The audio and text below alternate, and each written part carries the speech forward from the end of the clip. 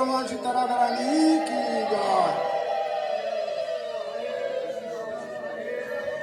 হরে কৃষ্ণ কৃষ্ণ কৃষ্ণ হরে হরে, হরে রাম রাম রাম হরে হরে। হরে কৃষ্ণ কৃষ্ণ কৃষ্ণ হরে হরে, হরে রাম রাম রাম হরে হরে। হরে কৃষ্ণ কৃষ্ণ কৃষ্ণ হরে হরে, হরে রাম রাম রাম হরে হরে। জয় গৌর ভক্তবৃন্দ, সুধী মণ্ডলী, আমি আজকে আপনাদেরকে শ্রী শ্রী বৃন্দাবন চন্দ্রজুর আকলায় আপনাদের আগমন হয়েছে।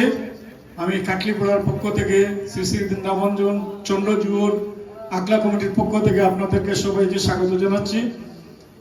আপনারা জানেন যে আমার আপন ভাগনা অঞ্জন কুমার দাস, সে কিছুদিন আগে প্রবাস থেকে এসেছে।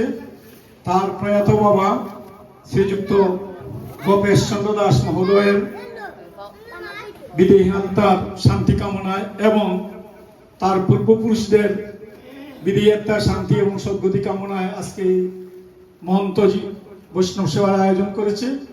আপনারা সবাই কৃপা করে এখন শ্রীমদ্ ভগবত গীতা পারায়ণে অংশগ্রহণ করবেন। আর আমার গীতা সংঘের সম্মানিত অর্থ সম্পাদক শ্রীযুক্ত লিটন চন্দ্র দে মহোদয়, উনি শ্রী চৈতন্য চরিতামৃত পাঠ করবেন। আজকে এই পাঠে আচার্যর আসন অলঙ্কৃত করেছেন আমার অত্যন্ত সুহৃদ ব্যক্তি, যার সাথে আমি কোম্পানিগঞ্জ একসাথে চাকরি করেছি, শ্রীযুক্ত রঞ্জিত গোস্বামী মহোদয়। ওনাকে আমি এই আকলাতে অনেকবার এনেছি ফোন দিয়ে, বিভিন্ন সময় এসে পাঠ করেছেন। ওনার বাড়ি বিশ্বনাথী রশিদপুর গ্রামে। যাই হোক, আমরা আপনারা যারা গীতা সংগ্রহ করার পক্ষ থেকে এসেছেন, আমি সবাইকে আবারও বিনম্র শ্রদ্ধা জ্ঞাপন করছি।